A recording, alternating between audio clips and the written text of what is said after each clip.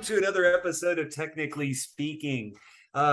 Today, I'd like to talk about some things that are almost the opposite of what we normally talk about. Normally, Mark, when I come to you and ask you for ideas for Technically Speaking, we talk about harnessing the power of a neutron star, where the degenerate matter within it is being harnessed to then calculate things like how we break encryption through quantum mechanics and everything in between. But I'd like to talk a little bit about something else I just am fascinated with, which is some aspects of technology require and enjoy a constant, slow, and thoughtful iteration of engineering effort to go from something that's great to something that's perfect. I only want to talk about this if it's near and dear to your heart.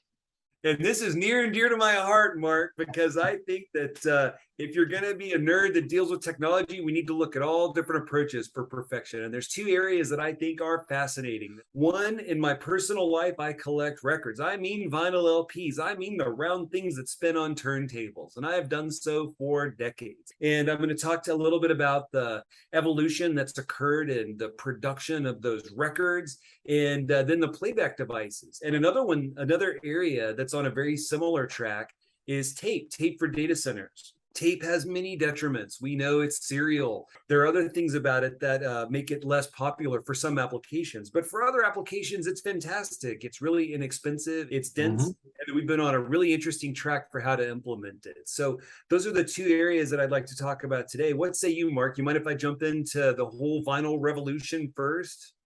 Dude, go as analog as you want.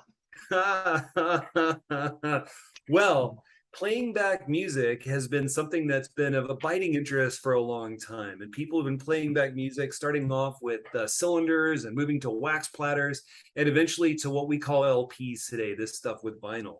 But those platters that we then put on record players, that whole process has enjoyed, in some ways, the real revolution, or maybe it's an evolution.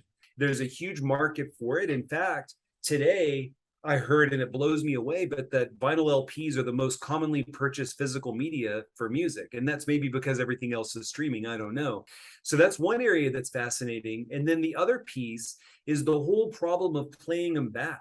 The platter that the record sits on, which is responsible for separating and isolating that interaction of the needle into the groove, those things have enjoyed all kinds of advances, all the way up to and including the platter on my turntable is made out of ceramic material that's in a factory that makes missiles for military purposes. But when they have spare capacity, they make this stuff.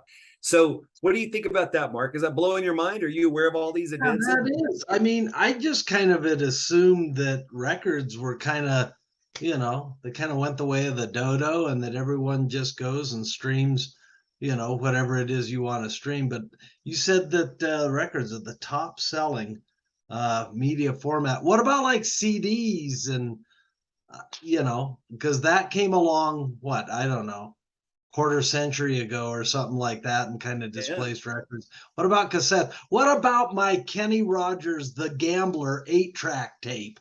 Well, I think that all of those formats are enjoying a little bit of a resurgence. I've seen 8-track and cassettes for sale. What? I don't know how to play them back. I don't know how to get that playback media. I gave my cassette player away a long time ago.